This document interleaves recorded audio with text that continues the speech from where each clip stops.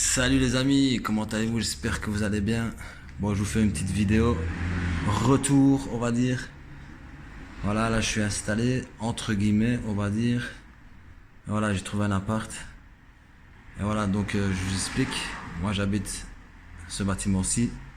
C'est, on va dire, un bâtiment de 3 étages avec 2 appartements.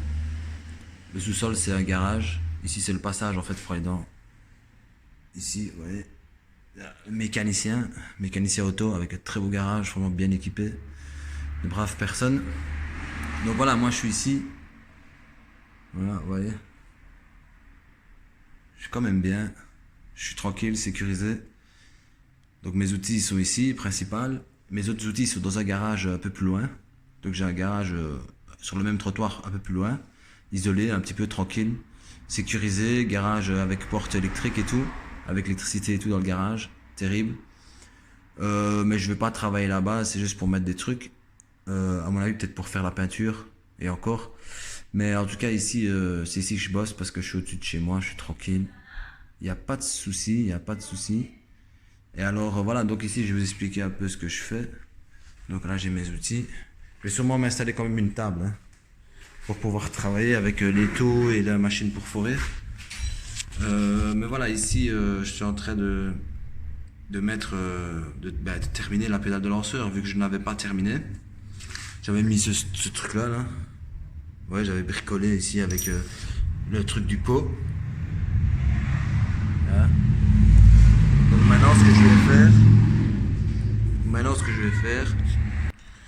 maintenant ce que je vais faire, c'est que j'ai fait un patron ici avec un carton. Vous voyez, en faisant les trous et tout, pour correspondre. Donc ici, je vais couper en fait la plaque de métal grossièrement, je vais l'arrondir. Et alors ici, j'ai fait 3 trous. Il y a 2 qui vont dans le carter, ici. Et celle-ci, j'ai mis une troisième pour avoir un troisième appui qui va venir ici. Vous voyez? Parce que c'est une longue vis. Donc je vais la mettre ici. Donc ça va faire un 3 trio. Et puis ici, le gros trou où la tige va se mettre. Donc voilà, j'ai 2 tiges. Donc pour vous donner une idée, moi ce que je fais en fait pour qu'elle corresponde, je la mets dans l'étau et en fait je plie, vous voyez, parce qu'il y a déjà un petit coup de disqueuse ici, d'origine, et en fait je la plie pour qu'elle soit, on va dire, parallèle ici, là, vous voyez. Vous voyez qu'elle corresponde au truc. Puis après il y a celle-ci, ouais, je vais remettre celle-ci, hein. Celle-ci je vais la garder, j'en ai quelques-unes comme ça à mon avis. Je crois que je dois en avoir, vu que je ne les ai jamais utilisés. Vous voyez, j'ai encore des trucs. Heureusement, hein. Parce que j'ai enlevé les genres de rivets, là, de trucs. Vous voyez, donc ça s'est cassé un petit peu ici. Donc je vais remettre les nouveaux. Et voilà, j'en profite pour nettoyer un petit peu l'allumage, voir un petit peu, nettoyer les filets, remettre, regarder s'il n'y a pas eu de perte. Parce qu'en fait, ça envoie quand même du lourd, hein, l'air de rien. Malgré que c'est un carter d'origine avec vélo d'origine, cylindre d'origine, mais que j'ai rehaussé à 1 mm avec agrandissement en fait de... Donc j'ai remonté le cylindre à 1 mm et j'ai agrandi l'échappement. J'ai rehaussé en fait l'échappement. J'ai refait un petit peu les transferts, nettoyé. Vous voyez, remis bien convenablement et tout ça. Aligné. La culasse, c'est une culasse mâle aussi, en 70. Parce qu'en fait, la chambre, elle est, malgré que c'est 70, elle est moindre que celle d'origine, que la culasse d'origine.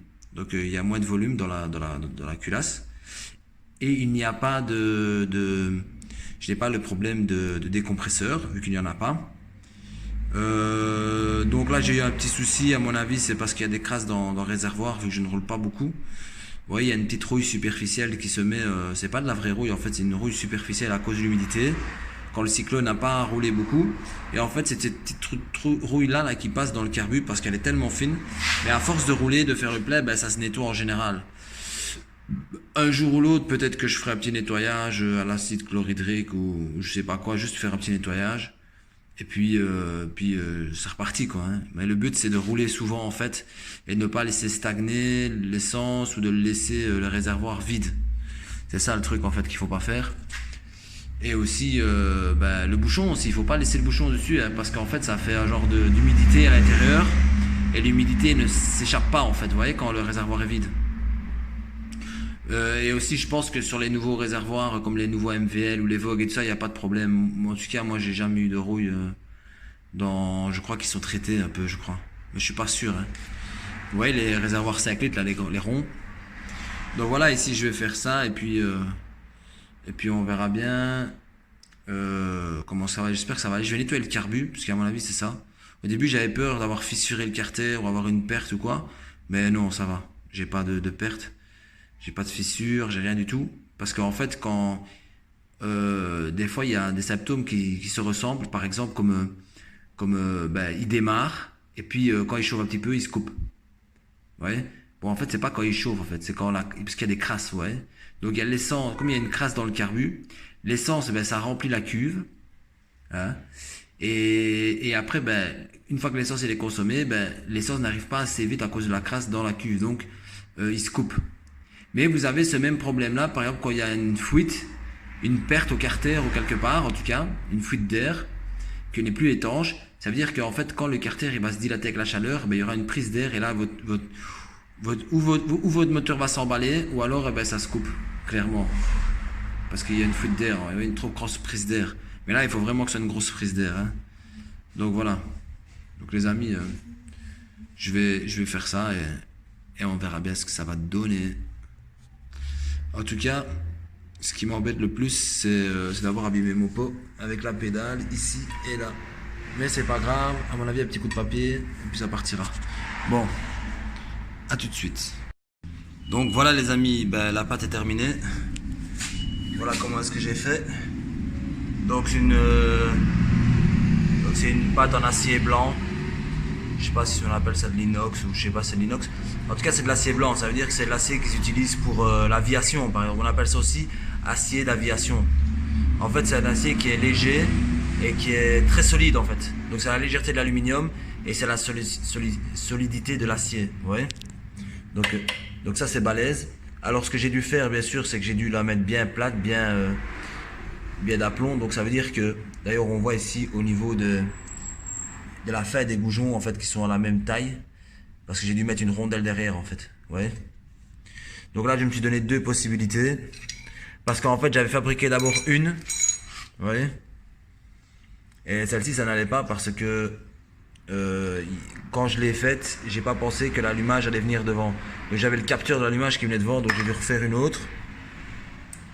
Ouais.